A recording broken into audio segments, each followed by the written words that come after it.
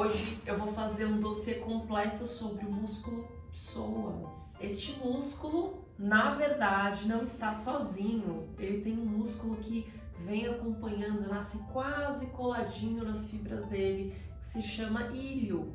E esses dois músculos juntos são praticamente um músculo só, que é o ilho psoas. Ele é um músculo enorme e foi um dos primeiros músculos a se formar quando você ainda era um embriãozinho pequenininho dentro da barriga da sua mãe. Sim, ele está lá no núcleo do nosso corpo, ele atravessa e se conecta com diversos músculos respiratórios e músculos que são movedores do nosso corpo, são os movedores globais, os movedores locais, e ele é o único músculo que conecta o teu tronco às tuas pernas. Ele tem várias responsabilidades e apesar disso, quando a gente procura o psoas, ele parece um músculo bem pequenininho, porque a gente só consegue ter contato superficial com uma das camadas desse músculo, com um pontinho só de encontro. Ele é um músculo tão importante que no yoga ele é conhecido poeticamente como o músculo da alma, porque ele é tão profundo que ele é praticamente a alma do seu corpo. A primeira coisa que a gente vai aprender hoje é encontrar este músculo no seu corpo. Vamos ao encontrando o psoas. Você vai precisar colocar a mão na frente da sua pelve, pode colocar dos dois lados, um pouco abaixo daqueles ossinhos mais pontudos que a gente tem no quadril. Então, apoiou a mão aqui na pelve, eleva uma perna e aí você deve sentir, enquanto você fizer força aqui, bem nessa dobrinha que forma, um músculo bem duro. E ele começa bem espalhadão, mais ou menos como se fosse uma pena mesmo, com as fibras bem abertas. E aí essas fibras vão descendo no sentido da sua pelve. E na medida que elas vão descendo, elas vão se aproximando. E aí lá dentro da pelve, elas torcem um pouquinho para conseguir passar pela frente do seu quadril e para trás do seu fêmur, do seu osso da coxa. É mais ou menos como eu vou mostrar com esse tecido aqui. Imagina que aqui é a frente da sua coluna e que esses fiozinhos são as inserções musculares que vão vértebra, disco e assim por diante ao longo de toda a sua coluna. Daí, esse músculo, ele começa bem aberto e bem espalhado e ele vai, as fibras vão ficando assim, mais próximas umas das outras, até elas descerem da coluna, elas vão descendo no sentido da sua pelve, pela frente do seu corpo. Quando elas chegam aqui na pelve, é como se esse músculo ficasse assim, todo apertadinho, todo fininho e longo. E aí, ele saiu aqui da coluna, a sua pelve está aqui. Ele vai passar por cima da sua pelve, pela frente, que é o pontinho que a gente toca nele aqui. E aí, ele vai se enrolar para trás da pelve, aonde ele vai encontrar o osso do fêmur. E é por isso que a gente só consegue encontrar ele aqui. Mas também é por isso que quando ele se contrai, ele puxa a sua perna para frente e volta. Então esse músculo, quando ele é contraído, ele tem três funções. A primeira função, ele vai trazer a sua perna para frente do corpo. Imagine um elástico que é preso numa ponta e preso na outra, ele vai aproximar as extremidades. Ou seja, se a minha coluna e a minha pelve são um ponto fixo, o que vai mover quando esse músculo contrair vai ser a perna. É importante saber que os ilho-psoas são sempre impares. Todo mundo tem um do lado direito e outro do lado esquerdo. Quando ele contrair, ele vai trazer a tua perna para cima e para frente. E quando a sua perna for para trás, ele vai alongar. Agora, se a sua perna é o ponto fixo, quando ele contrair, ele vai flexionar o seu quadril e vai trazer a tua pelve em inclinação, trazendo a coluna junto. E agora vem o problema, que é o terceiro caso, que é quando a sua perna é ponto fixo e a sua pelve também é ponto fixo, porque ele vai contrair. E o que ele vai puxar? Vocês lembram que ele é um músculo em forma de leque? Cada uma das fibras dele vai se contrair e vai puxar um pedacinho de onde ela estiver inserida. Então elas vão começar a puxar a sua coluna, vértebra por vértebra, disco por disco, fáscia por fáscia, e a cada lugar onde elas estiverem inseridas, elas vão puxar os tecidos para frente. E aí os resultados podem ser muitos. Vai depender se ele vai puxar, se todas as fibras vão puxar uma fileira inteira e formar, por exemplo, uma hiperlordose, ou se cada fibra vai puxar um pedacinho, criando, por exemplo, um escorregamento de disco, se ele vai puxar uma vértebra para frente, que é uma listese, ou se ele vai puxar um disco vertebral para frente, que a gente chama de protusão. E aí várias coisas podem acontecer, sempre puxando nesse sentido da frente. E se a gente tiver diferenças entre os lados, pode acontecer dele puxar e rodar a vértebra. Se puxar as duas, ele puxa só para frente. Se puxar de um lado só, ele cria uma rotação. É claro que isso não acontece de um dia para o outro, isso vai acontecer ao longo do tempo. E isso acontece não é porque ele está encurtado, é porque você deixou ele ficar curtinho. E se esse músculo, ao invés de estar muito forte e curto, ele estiver fraco? Aí a gente vai ver dificuldades na marcha, dificuldades de subir escada. Você já deve ter visto essa cena daquela pessoa geralmente mais idosa ou que foi fragilizada por alguma doença, que na hora que vai subir na guia da calçada ou numa escada, ou vai subir no ônibus, geralmente aquelas escadas grandes de ônibus, a pessoa segura com uma mão, corrimão, e na outra mão ela puxa a calça e ajuda a perna a subir.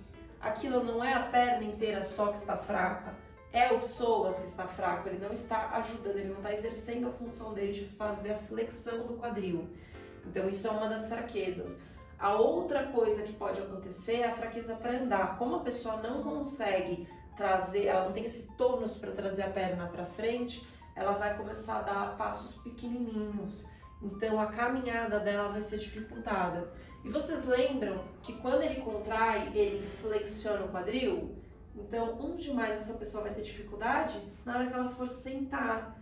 Já viram pessoas que precisam se segurar para conseguir sentar?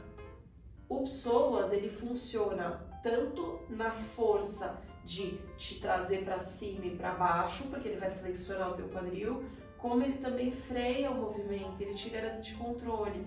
Então, normalmente a pessoa até consegue flexionar o quadril para sentar, mas ela acaba caindo se ela não se segurar, porque ela não tem esse freio, esse controle motor, que é criado por vários músculos, e um deles é o psoas.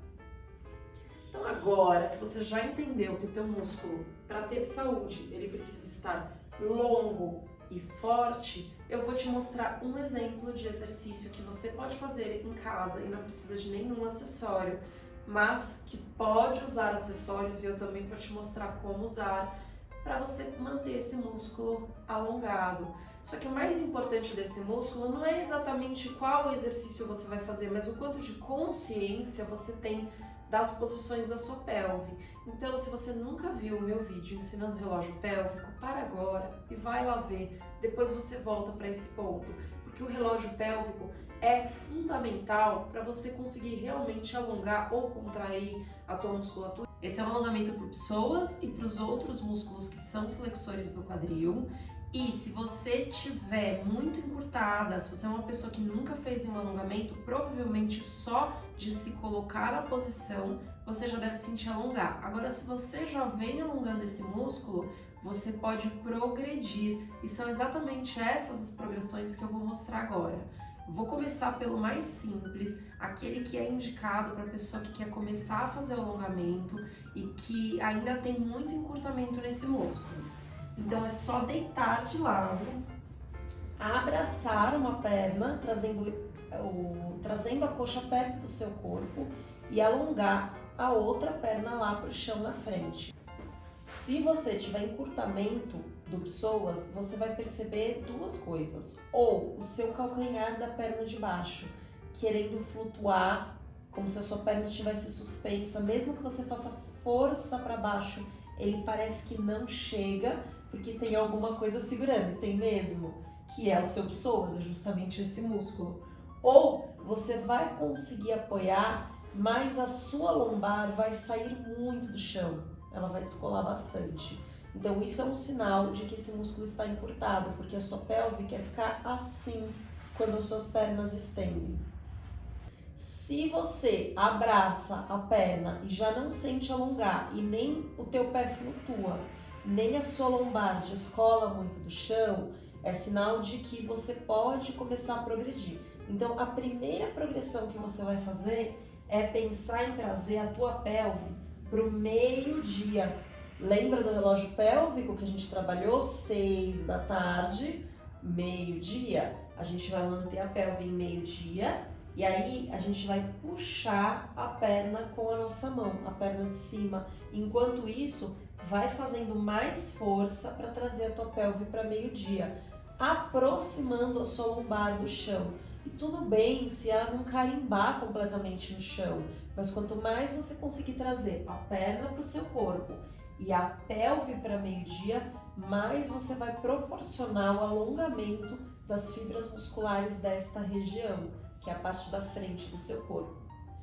Agora, se você sente que você pode progredir, que você pode dar um passo adiante, você vai começar a colocar apoios e suportes. Atenção! Precisa colocar o apoio e o suporte no lugar certo. Se você colocar ele na posição errada, ao invés de te ajudar a se alongar, ele vai dificultar o alongamento das fibras musculares. Então, precisa colocar exatamente na linha do psoas. E como é que você vai encontrar essa linha?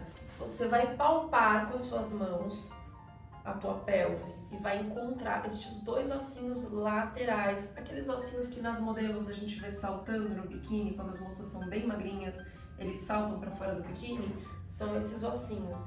Eles se chamam espinhas ilíacas. Vocês vão encontrar muitas vezes escrito assim: eias, as eias, as espinhas ilíacas anterosuperiores. Então elas ficam aqui. E aí logo para baixo dela, se vocês forem dedilhando, vai ter como uma lombada. Não, uma lombada não. Se vocês forem dedilhando com a mão, vai ter uma depressão. Essa depressão é exatamente onde passa o seu psoas. Se você trouxer a tua perna para frente, no movimento de trazer a perna, mantém a mão aqui e traz a tua perna para frente. Ele é um músculo que salta fininho e bem duro, bem rígido, parecendo até um osso fininho, mas não é um osso, é um músculo. Então, na altura desse músculo, você vai colocar, nessa mesma altura, é onde você vai posicionar o teu apoio. Ou seja, ele não fica na lombar, ele fica mais ou menos na região do seu sacro, no meio do seu glúteo. Então, esta é a altura do apoio. E que apoios eu posso usar? Você pode usar blocos, você pode usar aquele rolo de espuma, muita gente tem um rolo em casa, pode usar. E você pode usar almofadas, toalhas enroladas, sim, faz um rolinho, qualquer coisa que crie volume, mas ao mesmo tempo tenha uma certa firmeza. Se for muito fofinho e afundar, não vai te dar altura. Então, observa, né? Faz o teste. Observa aquilo que vai te dar firmeza e altura. E ele também não pode ser muito grande. Então, se você for usar, por exemplo, um travesseiro, vai ter que ser um travesseiro que você consiga enrolar ou dobrar no meio. Porque se ele fica com uma base muito grande, ao invés de ele projetar a tua pelve para frente, ele vai projetar a tua coluna inteira para frente. E a gente não quer isso. A pelve tem que ficar mais elevada do que a coluna e do que as coxas, criando como se fosse uma grande lombada com o seu corpo. E a gente vai, como a gente posiciona? Primeiro, você vira de lado e deita. Depois, você coloca o teu suporte exatamente dos dois lados, tá? Não é de um lado só, não pode ficar assim no meio do quadril com a pelve caindo. Precisa ser exatamente no meio, pegando os dois lados. E aí você vai alongar uma perna e é a perna que está estendida, vou fazer com essa. É a perna que está estendida que vai receber o alongamento. E a perna que vai dobrar, a gente vai trazer para cá, que é para fazer o alongamento com uma perna de cada vez. Você poderia fazer assim, mas aí a altura teria que ser muito maior, muito superior. Então lembra, traz tua pelve para meio-dia e com a ajuda da outra perna você tenta trazer ainda mais a pelve para meio-dia. Quanto mais você trouxer, mais você vai ter a sensação de que a sua perna quer escorregar para a lateral. E aí agora que vem o grande truque, você vai ativar seus adutores para trazer a perna para dentro. E isso vai garantir que você consiga alongar essas fibras dos flexores do quadril. Então, não pode relaxar e ficar lá assim esparramada, não. É um alongamento ativo, no sentido de que você está trazendo a sua mente para essa área e está trazendo a sua mente para os seus alinhamentos. Uma outra coisa que vai querer acontecer com o seu corpo, que seu corpo vai querer fazer para fugir desse alongamento, é inclinar a pelve, como se você trouxesse a tua pelve para 3 ou para 9 horas. Ela vai inclinar assim no sentido da perna que está elevada. Vou mostrar com a outra. Então, ela vai querer fazer isso aqui, vai diminuir o espaço de um lado da cintura e vai aumentar o espaço do outro. Você também vai precisar trazer a tua atenção e a tua mente para manter a tua pelve o mais nivelada possível e traz a perna para você o tanto que você conseguir. E vai rodando a pelve para meio-dia. E assim você começa a criar esse alongamento aqui da perna de baixo. E aí, na medida que você sentir que é possível, você pode ir adicionando objetos e elevando cada vez mais a sua pelve, tá? Para poder cada vez abrir e alongar mais essa musculatura. Ficaria mais ou menos... A progressão seria mais ou menos assim. Bem apoiada. E aí vocês vão ver que a minha perna vai começar a querer flutuar. Então eu vou ter que fazer força para levar minha perna para o chão. Aqui, ó, eu achei o máximo que eu consigo. Para eu conseguir encostar o pé no chão, eu vou perder meio-dia. Então não faz sentido eu continuar elevando se eu já perdi meu meio-dia. Minha pelve aqui está neutra. Eu quero trazer ela mais para o meio-dia. Então eu trago a pelve para o meio-dia e aí eu forço a minha perna para achar o chão. E aí sim, eu vou trabalhando o alongamento dessas fibras musculares.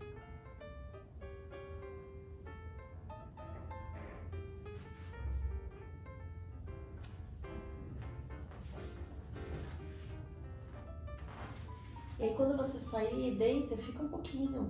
Observa como está o seu corpo, traz a sensação, alonga as duas pernas, percebe como está a sua pelve. Como você percebe, como você sente o seu corpo. E só depois você vira de lado e senta.